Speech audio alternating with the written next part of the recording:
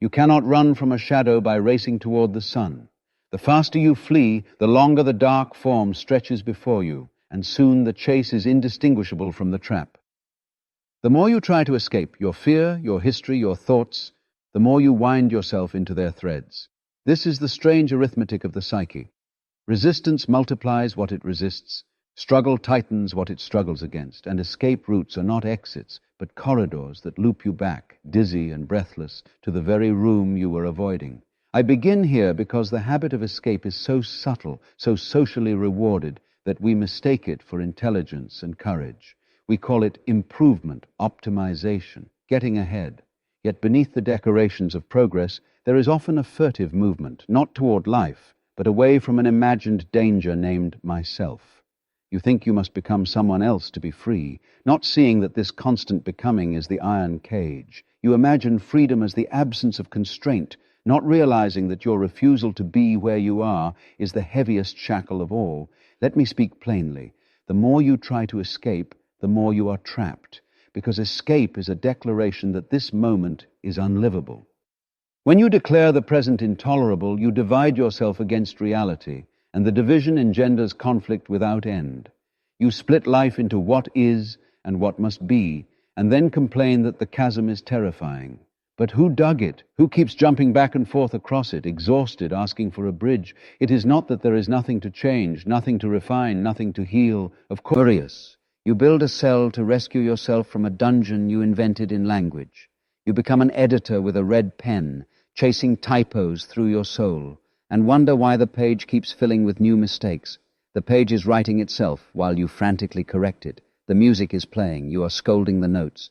Imagine a pond at dusk. Throw a stone to chase away the moon's reflection, and you will only ripple it into 1,000 splinters. You will swear the moon is shattered and must be mended, but the moon was never the problem, the agitation was. We take this agitation for wisdom. Do something, fix it, run. Yet there is a different intelligence, a quiet one, that says, see, when the water is still, the moon is whole. Now, what is this escape in the ordinary language of our lives? It is the addiction to next. The next success, the next self-image, the next philosophy, the next relationship, the next achievement. It is a life leaned forward, heels rarely touching the earth, neck craned out of the window of the present. We idolize the horizon and miss the meadow. We construct identities as suits of armor, then complain that we cannot feel the rain. We schedule every hour to avoid the minute that contains ourselves. There is a paradox here worth tasting slowly. The more you affirm the exact texture of this moment, the tightness in the chest, the thrill in the belly, the dull ache of a Tuesday afternoon, the more space appears where you thought there was none. Space appears not because you made it by effort, but because you ceased to fill it with refusal. Refusal is busy, noisy, anxious. Acceptance is spacious, curious, silent. Acceptance does not freeze you in place. It returns you to the living river, which is change already before you begin to push it. Let us consider the common story of self-improvement as escape. A person says, I must conquer my anxiety. He imagines anxiety as an enemy, a dragon on the hill. He girds himself with techniques, consumes books, memorizes routines, he fights bravely. Sometimes he even wins a skirmish, and for a day the dragon looks smaller. But the dragon grows fat on struggle. It feasts on the hero's attention. The two become a pair, a dance. Dragon and knight, knight and dragon, circling forever on the hill of identity. Another person says, I must silence the mind. She presses the mind with the mind, wrestling words with words like trying to smooth water with a flat iron. The more intensely she irons, the hotter the surface becomes, the more steam and noise fill the air, and there again, the trap born from the attempt to escape. If you want a gentler picture, think of a Chinese finger trap. Pull and it tightens. Relax the pull and the weave loosens. It is a child's toy that whispers a secret about adult life. In the same way, the self you are so determined to fix is braided from ideas about control and continuity. Tug on it and the braid constricts. Soften around it and you discover there is no single cord holding you together, only a play of threads. I am not advocating passivity. Passivity is another escape. The escape from responsibility by calling it fate. I'm pointing to participation without panic. to act from the still pond rather than from the splash, to change what can be changed because you are intimate with what is, not because you are terrified of what might be. When you stand in the actual, action is precise and proportionate. When you stand in resistance, action is frantic, excessive, or delayed. The difference is felt like the difference between dancing to music and counting steps with a stopwatch. So let us question the architecture of the trap itself. Where is it located? What are its walls made of? Notice how the mind continually draws maps, lines around objects, around people, and most insistently around you. I is the master boundary, and once the map is drawn, you become a guard at its border. Every thought is a passport. Control. You vet impulses, you scan desires under fluorescent lights, you detain feelings for interrogation. You are both the citizen who longs to travel and the officer who stamps denied. No wonder freedom looks like a far country, but the border exists mostly in thought, and thought is a marvelous but limited instrument, like a net.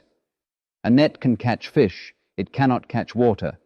Thought can catch patterns, it cannot contain life. If you try to trap water in the net of concepts, you will only conclude that the ocean leaks. You will believe reality is always escaping you when in fact it is you who have mistaken the net for the sea. The more you try to scoop up life with concepts, the more life seems to slip through. Thus you chase harder, and the chase becomes your prison. To step out, you do not need a more perfect concept. You need to notice the net, to feel it in your hands, and to look up, out, into the shining expanse that was never inside the net to begin with. This noticing is not a grand achievement, but a simple turn of attention, from control to curiosity, from defense to discovery. It is the small, astonished pause in which you hear, for the first time today, the hum of being itself. And as that hum becomes audible, the panic softens. The shadow is just the body's own outline in light. The dragon on the hill nods, gracious and tired, and wanders off into the mist. Not slain, not conquered, seen. The pond settles. The moon returns as one bright coin. From here we can travel more deeply into the heart of the matter. Desire and fear, the twin engines of escape. Desire says, over there is better. Fear says, here is dangerous. Between them the present is stripped of its colors, reduced to a corridor. But desire and fear are not enemies. They are weather. To insist on perpetual sunshine is to become a meteorologist of disappointment. The sky of consciousness contains storms and clearings, dawns and twilights. If you organize your life around avoiding rain, you will never drink from the clouds. We are trained early to confuse control with safety and speed with direction. We grow into adults who believe that urgency is meaning. Yet if you sit by a river long enough, you notice that not one drop hurries, and still the river arrives at the sea. In the same way, life is already moving, and you are within its movement. When you identify as the controller of the river, you feel separately responsible to make the water flow. When you identify as the flow, responsibility changes character. It is not a burden, it is participation. Consider how often escape disguises itself as virtue. Moral perfectionism is a form of running. You sprint from your own humanity by building towers of should. You climb them with effort and solitude, and from such heights everything below looks unclean. But the tower sways in every wind, and your life becomes a constant inspection of braces and bolts. If you climb down, you would find the ground is not dirty, it is alive. You would discover that integrity is not distance from imperfection, but intimacy with truth. Another mask of escape is busyness. We keep calendars like shields. If every minute is spoken for, perhaps the unscheduled minute, the one that might introduce us to ourselves, will not appear. We worship productivity as though we could earn existence by labor, but life is not a wage to be paid. It is an inheritance already received. When you recognize this, work becomes play in serious clothes. You still show up, you still build and tend, but the foundation is joy rather than fear of not enough. Let me tell a small story. A man decides to meditate to get rid of his restlessness. He sits, determined. The restlessness surges. He tightens his jaw and applies more technique, like adding volume to drown out a song. Hours pass. The tune persists. At last, exhausted, he slumps and whispers, "All right then." And in that small surrender, he hears the restlessness as a drum, not a threat. He notices the rhythm has always been part of the music. The room is the same, the body the same, but the relationship is transformed from adversary to companion. He did not escape restlessness. He stopped escaping. And that, curiously, was freedom. When we meet life this way, paradoxes cease to be torments and become gateways. The gate labeled letting go swings on the same hinge as deeply caring. You can care without clinging. The gate marked self opens onto landscapes where the self is both a mask and a mystery, necessary for the play, yet not the whole theater. We wear a name and costume to join the dance, and we can bow out of the costume without leaving the floor. This is not an idea to memorize, but a rhythm to feel. Now some will say, "But surely I must improve, surely I must strive." Yes, grow as trees grow, by leaning into light, by drawing from earth, by trusting the season. Effort is not the villain, self-rejection is. Effort that grows from love is music. Effort that grows from fear is noise. One expands you, the other compacts you. One relaxes the nervous system even as you sweat. The other burns you from within and leaves you thirstier than before. You can sense the difference as you sense the difference between being pulled and being drawn.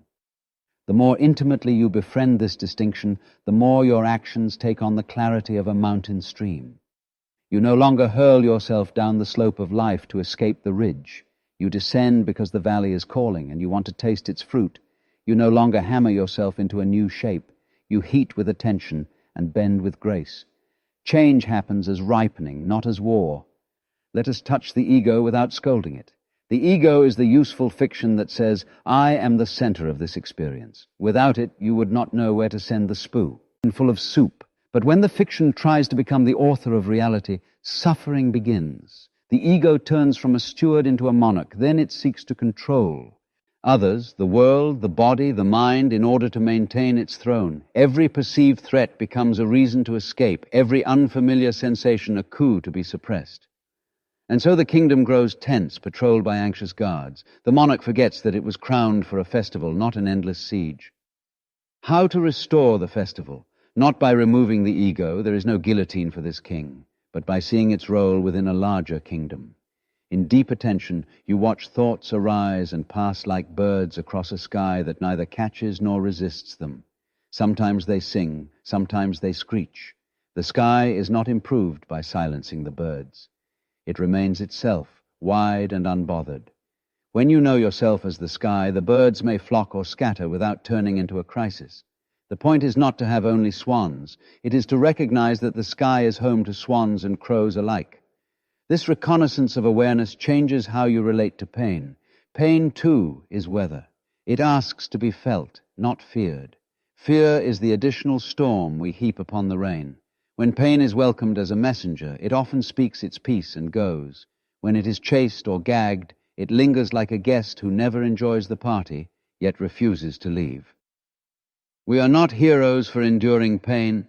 We are wise for listening to it. Sometimes it says, rest. Sometimes it says, act. Sometimes it says, nothing at all, and simply wants you to sit by its side until the clouds part. Finally, consider the identity of the escaper. Look closely, and you will find it is made of stories, biography told and retold until the telling becomes a trance. The moment you see this, the stories soften. You needn't burn the library. You can open the windows. Fresh air enters, and the pages flutter, and you smile at certain chapters you once believed were destiny. You may still carry the book. It's handy for introductions. Boo, you no longer read it while walking. You look up, you meet the world directly, and the world, relieved, meets you back. All this may sound poetic until it touches the kitchen table of your life. So let us be practical. Practical in the way a gardener is practical, with hands in the soil and eyes on the weather. If escape is the habit, then presence is the practice. Presence is not a stern command to be here now with clenched teeth. It is a gentle training in friendliness toward experience. You can begin with the senses. Feel the chair supporting you, the contour of breath, the subtle play of light on the wall. As you include these details, notice how the mind's sprint slows to a stroll. You realize you were not late. You were simply ahead of yourself. One practice. Pause before you begin. Before a conversation, a meal, an email, let there be one conscious breath. In that breath, ask nothing to change. Let life be exactly as it is. Feel your feet. If emotion is present, include it the way a host includes a guest. You may sit here, you say, to the sorrow, the joy, the confusion. At first this feels unnatural because you are accustomed to managing guests, not welcoming them. But in time you learn that most guests behave better when they feel at home. Another practice, speak from the body. When you are tense, say tension is here. When you're afraid, say fear is here. This simple phrasing depersonalizes without dissociating. It's the difference between I am wrong and wrongness is felt. One spirals into self-attack, the other opens space for inquiry. If responsibility is needed, you will take it more clearly from this space than from a courtroom in your head. Apply this to relationships. Much of our pain with others comes from trying to escape the discomfort of intimacy. We want the warmth without the vulnerability, the companionship without the answer. Tainty, so we perform little evasions, white lies, polite masks, premature conclusions. The antidote is not brutal honesty, but tender honesty. Share your actual experience at a depth that does not blame. When you turned away, I felt a drop in my belly and a story that I don't matter. Such speech invites connection because it reveals rather than accuses. And when you listen, listen for what in the other longs to be loved, not for what you can argue with. Listening is not a debate club. It is a field where two beings meet without armor. A third practice, keep appointments with silence. Schedule them like any other sacred meeting. 10 minutes in the morning, 10 at dusk. Sit and do nothing on purpose. Let the tides of thought come and go and refrain from fishing. If compulsion pulls you, smile at it the way one smiles at a dog tugging the leash. I see you, you say, and you soften the hand. In these meetings with silence, you are not manufacturing peace. You are noticing the peace that is the background of all motion, as darkness is the background of stars. Consider your work. If your labor is a means to escape insignificance, it will never succeed because significance cannot be purchased from the future. The only genuine significance is in the intimacy with which you meet this task, this person, this moment. Wash a dish as if you were greeting an old friend. Write an email as if you were placing a small lantern on a neighbor's porch. The world changes when the motive changes. The same act shines differently when it is offered rather than demanded. And what of ambition?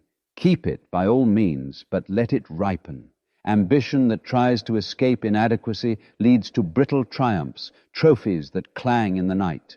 Ambition that grows from wonder leads to creations that serve life. You can tell the difference by how it treats your nervous system. The first makes you tight and secretive. The second makes you open and generous. The first sees rivals. The second sees collaborators. Again, the same river, but a different vantage. There is also the matter of grief, which many attempt to outrun. Grief asks for a chair and a cup of tea. When you give it both, it tells you about love. It tells you that loss is the shadow love throws in time. To deny grief is to deny the extension of care beyond the skin. Sit with it. Let it wash the dust from the mirror. When the mirror clears, the face you see includes all faces. This is not doctrine. It is a felt enlargement of the heart. On the spiritual path, beware of turning practices into escapes. You can make an idol of almost anything: breath, posture, mantras, even insights. The sign that you have turned a tool into a prison is this: you use it against yourself. I should be more mindful. I should be more compassionate. The whip cracks in the temple. When you notice this, bow to the whip. Yes, bow to it, because in that bow you are free again. You have ceased to escape what is by trying to become what should be. From there, genuine compassion may arise, not as a rule, but as a fragrance. There is a delicate art to letting go. People imagine it is a heroic leap from a cliff. Often it is simply putting down a stone you didn't realize you were carrying. Feel into your shoulders as you hear this. Do they drop a little? That is the body understanding before the mind signs the contract. Trust such understandings. The body is an old friend. It learned the rhythms of the earth while your thoughts were still learning grammar. Finally, weave gratitude through your day, not as a performance, but as a tune you hum while walking. Gratitude curbs escape because it reveals the sufficiency of the given. To be grateful for a breath does not forbid you from desiring a garden. It simply prevents you from believing you are poor while standing in a field of air.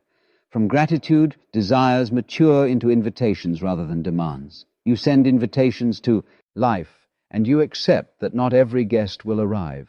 Curiously, more often than not, they do.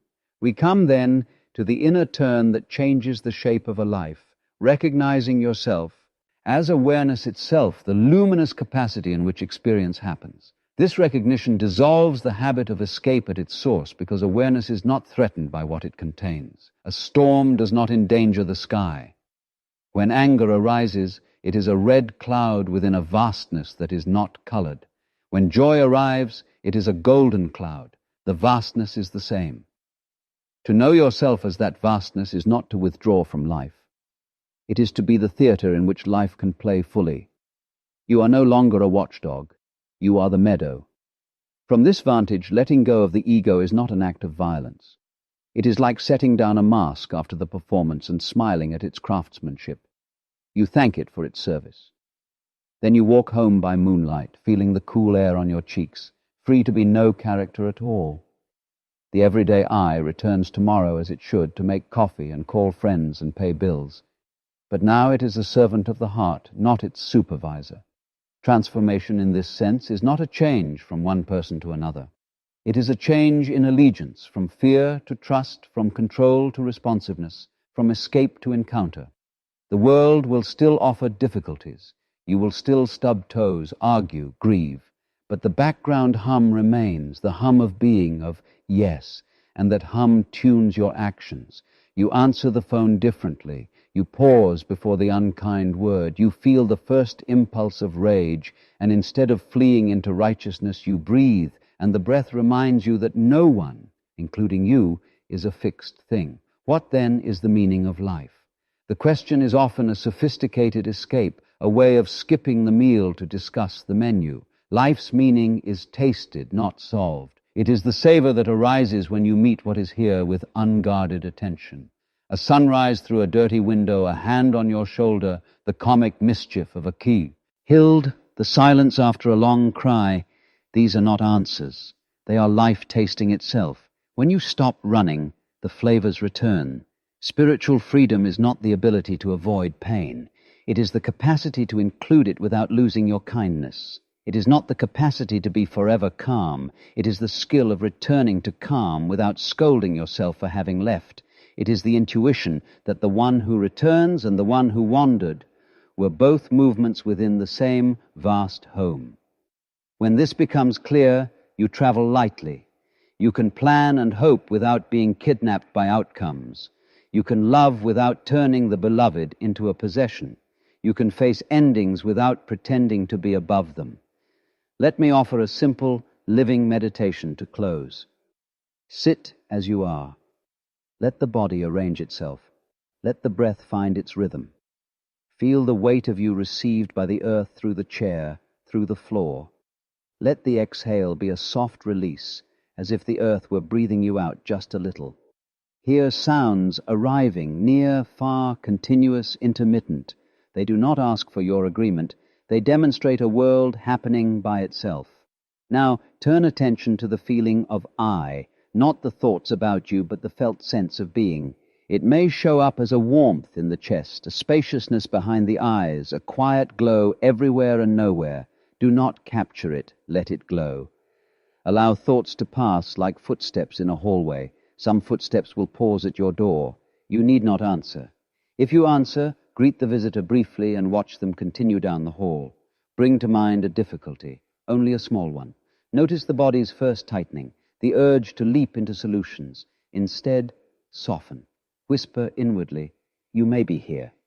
See how the shape of the difficulty shifts when it is not pushed away. Can you find the place within that is not in trouble, even as trouble is pleased? And rest there for a moment, not as a trick, but as a homecoming. Finally, widen attention until it includes everything: breath and thought, sensation and space, you and the room and the world beyond. Let the boundaries blur. Ask, not as a puzzle, but as a quiet wonder: where do I end? Where does life begin? Do not answer. Let the question draw you open. Let it open you until there is only the hum again, the hum of being that has no edge and no elsewhere. When you rise from this meditation, do nothing special. Drink water. Look out a window. If someone crosses your path, let your eyes meet theirs for a second longer than habit allows. In that second, notice the shadow stretching from both of you in the shared light. See how neither of you can outrun it, and how there is no need. The shadow is proof that light is here. Remember, then, the sentence that started this journey: you cannot run from a shadow by racing toward the sun. Freedom does not come from outrunning. It comes from turning, from seeing, from embracing the very thing you believed would ruin you. The pond is calm when the stone is put down. The moon was always unbroken, and you were never a prisoner, only a dancer who forgot for a time the joy of the music. Carry this with you. Let life be exactly as it is, and act from the clarity that follows. When you find yourself sprinting again, and you will, smile at the runner, loosen your grip, and feel the ground. There you are. There you have always been, not escaping, arriving.